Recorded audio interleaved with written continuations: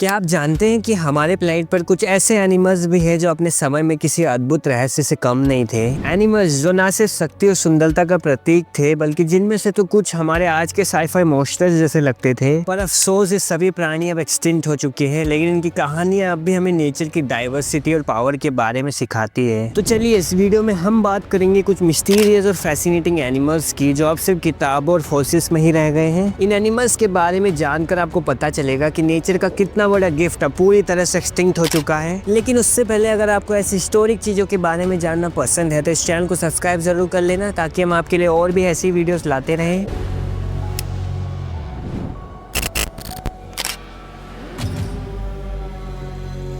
सबसे पहले शुरुआत करते हैं डोडो, एक फ्लाइटलेस बर्ड से जिसके बारे में आपने कहीं ना कहीं तो जरूर सुना होगा। डोडो की पूरी स्पीसीज मॉरिशस के ट्रॉपिकल फॉरेस्ट में रहती थी। ये पंछी शांति और सुख से रहती थी जब तक ह्यूमंस वहां नहीं पहुंचे। डोडो का वेट लगभग 15 to 20 kg होता था और ये अपने अजीब दिखने की वजह से काफी ज्यादा पॉपुलर थी। जब ह्यूमंस यहाँ पे आए तो अपने साथ नए प्रेडेटर्स जैसे डॉग्स और पिग्स को लेके आए, जिनका मेन शिकार डोडो ही बनती थी। सिर्फ 1600s के आखिरी दिनों तक डोडो कम्प्लीटली एक्सटिंक्ट हो चुकी थी। डोडो ने कभी किसी इंसान को हार्म नहीं किया, पर इंसानों ने इनका एग्जिस्टेंस पूरी तरह से खत्म कर दिया। तास्मेनियन टाइगर जो एक मार्सुपियल थे, ऑस्ट्रेलिया और तास्मेनिया के जंगलों में रहते थे। इस एनिमल का शेप एक टाइगर और डॉग का कॉम्बिनेशन लगता है और इसके स्ट्राइप्स उसका सिग्नेचर थे। हंटिंग और हैबिटेट डिस्ट्रक्शन की वजह से ये प्राणी 1936 में एक्सटिंक्ट हो गया। आज भी लोग क्लेम करते हैं कि उन्होंने तस्मेनियन टाइगर को देखा है, लेकिन ये बात कितनी सच्ची है इसका कोई प्रूफ नहीं है। अगली स्पीसीज जिसके ऊपर एक पूरी मूवी बन चुकी है, जो एक समय पर दुनिया के ओशंस का किंग हुआ करता था, मेगलोडॉन। ये प्राचीन समुद्री शार्क लगभग 60 फीट तक लंबी होती थी और इतनी पावरफुल थी कि वेल्स तक इसका शिकार बन जाते थे। 3 मिलियन ईयर्स पहले ओशन टेम्परेचर चेंज और फूड शॉर्टेज की वजह से ये एक्सटिंक्ट हो गई। साइंटिस्ट को अभी भी मेगलोडॉन के बड़े बड़े टीथ मिलते हैं जो हमें इसके मैसिव साइज के होने का सबूत देते हैं। क्वागा जेब्रा और घोड़े के बीच का एक हाइब्रिड प्राणी था जो सिर्फ साउथ अफ्रीका में पाया जाता था। इसके यूनिक फीचर्स थे इसकी हाफ स्ट्रिप्ड बॉडी। ह्यूमंस की एक्सेसिव हंटिंग के चलते 19th सेंचुरी में ये कम्प्लीटली वाइप आउट हो गया।